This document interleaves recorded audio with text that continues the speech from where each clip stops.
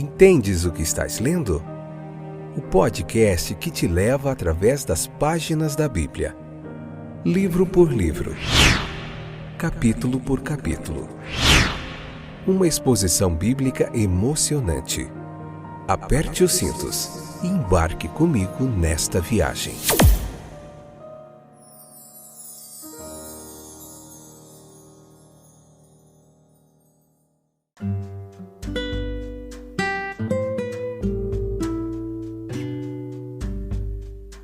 Olá, gente boa de Deus, eu sou o Fábio e esse é mais um episódio do podcast Entendes o que estás lendo.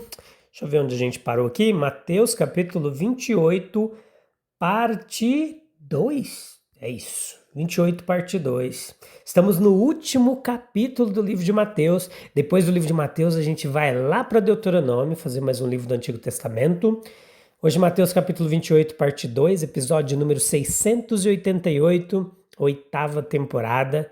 Um abraço para você que está chegando aí, você que sempre nos acompanha, que Deus abençoe sua vida grandemente. Vamos lá aprender mais um pouquinho do texto bíblico, este momento precioso de pregação expositiva, do estudo textual, uma hermenêutica clara e objetiva para você, é o que a gente faz aqui. Trazemos mais de 25 anos de bagagem de estudo teológico, bíblico, de ensino e aprendizado do texto bíblico. É a nossa paixão, que nós amamos fazer. Nós também se debruçamos sobre o texto de muitos eruditos e comentaristas para trazer o que há de melhor para você de forma gratuita também, isso é importante. Você encontra esse trabalho no Spotify, no Deezer, na Amazon Music, no YouTube Studio, no YouTube, em vários e vários outros distribuidores de podcasts, no iVox, na Amazon Music, em tantos outros lugares. E é isso. Leia o capítulo 28, depois vem para cá ouvir a nossa explicação, tá bom? Em Mateus 28, 6 diz assim, ó, ele não está aqui, ressuscitou, como tinha dito. Venham ver onde ele jazia. É precisamente isso que temos na ressurreição. No Getsemane, um triunfo da alma de obediência e confiança foi obtido. E esse triunfo da alma foi testado pelos infortúnios físicos do Calvário. Esse triunfo da alma foi visto como tendo obtido a aceitação divina na manhã da ressurreição. Veja que a aceitação do Filho perfeito envolve a aceitação daquela humanidade, da qual ele era a cabeça e representante. A humanidade de nosso Senhor era a liderança por geração natural. Todos os homens estão em Adão. Por regeneração espiritual, todos os homens estão em Cristo, ou podem estar em Cristo. Agora pense comigo no Getsemane. Há o conflito entre carne e o espírito, exatamente o tipo de luta travada em nossas almas muitas vezes desde então. Nós podemos dizer, esse conflito foi empreendido por mim, foi uma parte necessária da obra de salvação para mim, que o Senhor Jesus empreendeu. Mas também podemos dizer, esse conflito era meu. A luta entre a carne e o espírito sempre terminava no domínio da carne, enquanto eu mesmo administrava. Mas eu observo aquela grande luta da alma de Cristo no Getsemane, com o sentimento mais santo e intenso. E em Cristo, o seu campeão, a humanidade conquistou a liberdade da escravidão do eu e conquistou a confiança e a obediência do Filho. Agora pense comigo no Calvário. Ali o conflito foi renovado. A primeira vitória que tinha sido totalmente da alma, do sentimento, deve ser provada mais uma vez em um conflito cujo principal elemento agora é o sofrimento físico e corporal. Vergonha, cansaço, dor, agonia da morte, todos tentaram a realidade do triunfo que havia sido conquistado no Getsemane. E aqui também nós podemos ver o caráter representativo da obra de nosso Redentor. Muitas vezes nós pensamos que havíamos conquistado um estado mental e de sentimento correto, mas fomos para a vida e as relações reais, e descobrimos que a vitória da nossa alma não resistiu aos testes reais da vida. Nós podemos dizer: Jesus morreu no Calvário por mim. Um sacrifício e propiciação pelos meus pecados. Também podemos dizer: aquela morte no Calvário foi minha. Eu não consegui fazer a vitória da minha alma resistir ao teste das preocupações, das dores, das provações da vida. Mas Jesus assumiu a culpa por mim. E no Calvário eu me vejo nele, meu fardo nele, minha luta travada por ele, sua vitória é uma vitória para mim. É minha vitória. Pense na ressurreição agora. Podemos dizer: mas Jesus morreu. Pode parecer que seu conflito terminou em derrota. No Calvário não temos nenhum sinal decidido de vitória. Os discípulos foram embora em desespero e lágrimas. Pode-se falar uma palavra que alivia a escuridão? Nós podemos encontrá-la em nosso texto. Olhe para o local do sepultamento e ouça o anjo dizer: ele não está aqui, pois ressuscitou. E podemos dizer: aquela ressurreição foi minha. É o selo do meu triunfo. Estou agora em toda alegria e força de um vencedor. Em Cristo meu pé está em si mesmo, no pecado e na morte.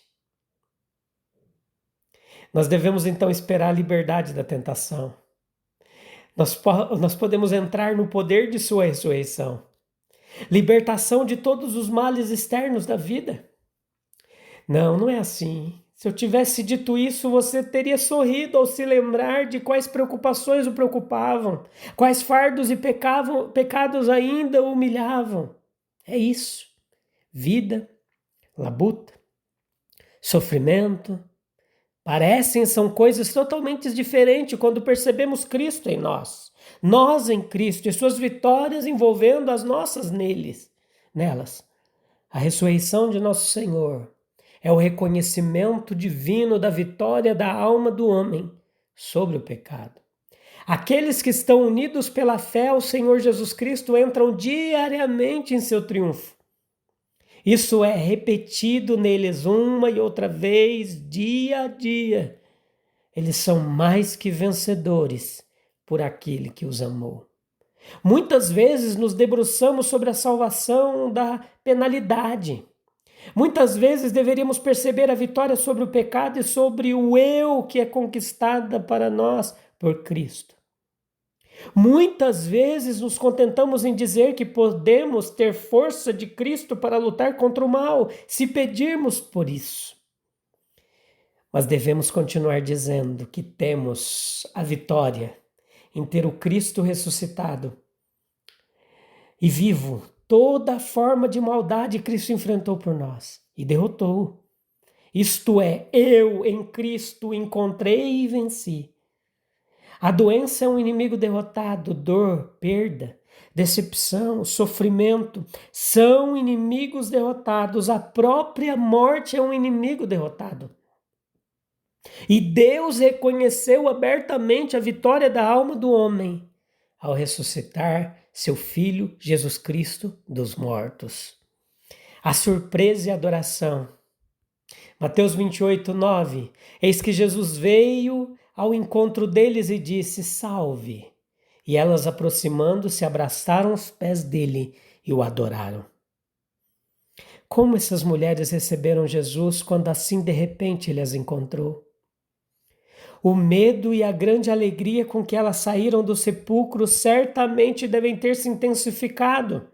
Medo, pois aqui sem sombra de dúvida estava aquele que era tão recentemente o inquilino do túmulo, que havia atravessado o mundo invisível, o mundo dos mortos.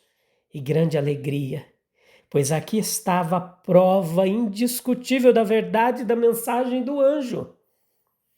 Ele ressuscitou. Ele próprio estava aqui, a mesma figura, a mesma forma, o mesmo semblante gracioso, recentemente desfigurado e machucado, agora iluminado com um brilho sobrenatural, as mãos perfuradas, os pés perfurados. O que elas fizeram? Elas vieram e o seguraram pelos pés e o adoraram.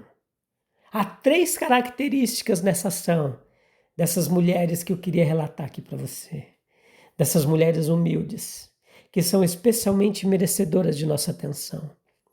Houve um esquecimento de si mesmas, houve a sua reverência, houve a sua tenacidade de propósito, isso é, foi tomado como sendo sugerido pelo ato de segurá-lo pelos pés.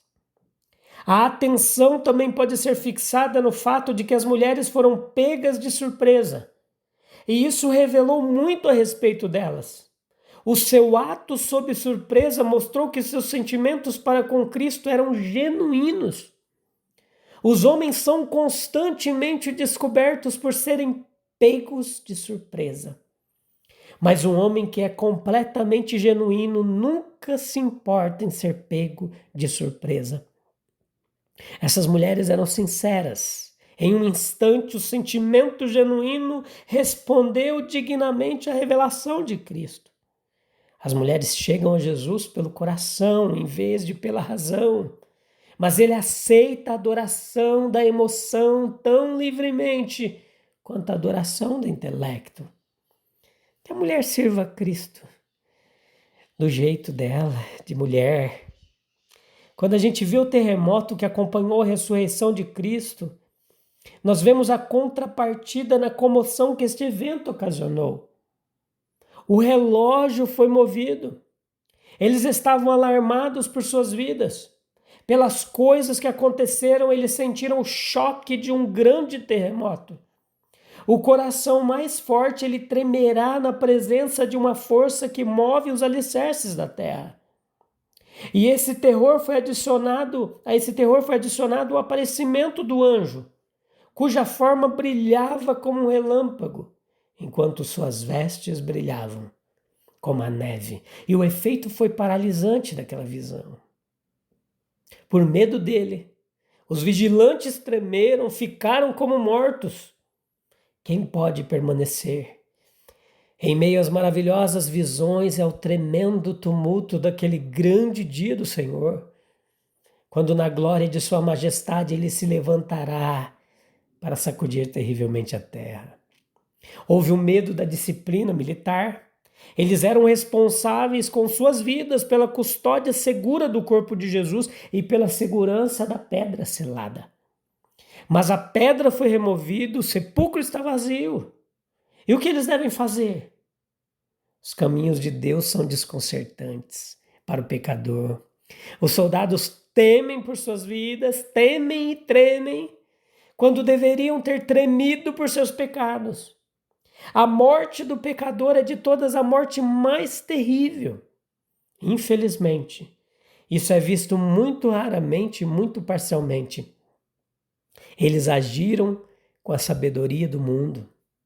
Não temos provas de que eles desertaram de seus postos. Alguns deles foram à cidade para relatar aos anciãos as coisas que estavam acontecendo, que tinham acontecido. Isso provavelmente eles fizeram por ordem de seu capitão, enquanto o resto esperou para receber sua dispensa oficial. A disciplina firme do soldado romano tem suas lições para o soldado cristão. Eles entraram na trama perversa dos anciãos. A cobiça conquistou o soldado romano e houve uma massa de evidências que ele consentiu em separar para um suborno. A língua mercenária venderá a verdade por dinheiro. O medo pode ter trabalhado com sua cobiça.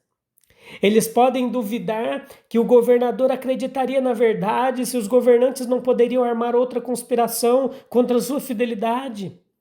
Eles escolheram pegar o dinheiro e confiar na promessa dos governantes para protegê-los contra o terror da disciplina militar.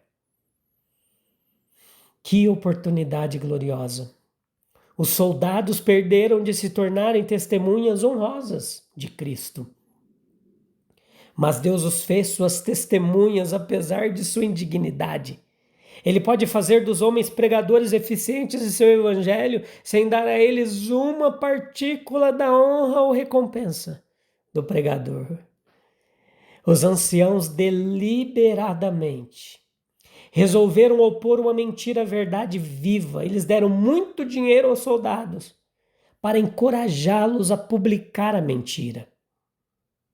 Quão profundamente eles pecaram ao lançar assim uma pedra de tropeço no caminho dos soldados. Eles os ensinam a mentir enganosamente. O muito dinheiro é a sequência do pequeno dinheiro que foi pago a Iscariotes. A iniquidade gera iniquidade, as descidas são com uma velocidade impressionante. Se os perversos dão muito dinheiro para promover uma mentira, os bons não devem dar pouco dinheiro de má vontade para propagar a verdade salvadora. Ah, meus queridos, como que nós podemos duvidar da vitória de Cristo quando até a morte, o último inimigo, foi derrotado em sua ressurreição? Não é a vitória de Cristo também nossa vitória? Garantida por sua obediência no Getsemane, seu sofrimento no Calvário e sua glória na ressurreição? Sim, Jesus é muito lindo. Eu queria te convidar a você buscar um lugar calmo e tranquilo. Feche uma porta, se possível, num cômodo separado, onde quer que você esteja. Se você não puder fechar os olhos, eleve o seu pensamento a Deus. Se não puder dar uma palavra, eleve o seu pensamento, foque em Jesus e vamos orar comigo. Esse é um momento importante para a gente finalizar. Depois dessa curta e breve oração, nós estaremos encerrando mais um episódio, tá bom? E eu te encontro no próximo para a gente continuar. Falta 2 episódios para acabar essa temporada. Joia demais! Tem muita coisa legal que a gente tem aprendido. Deus tem nos abençoado poderosamente. Senhor Deus, Pai eterno, nós agradecemos por tua obra perfeita em Cristo Jesus, nosso Redentor. Ele venceu o pecado, a morte, o poder do mal, e em sua vitória nós encontramos a nossa. Que possamos viver em união com Ele, experimentando diariamente o poder de sua ressurreição. Dá-nos a força para enfrentar nossos conflitos internos e externos, com a confiança de que em Cristo somos mais do que vencedores. Amém, amém e amém. Glória a Jesus.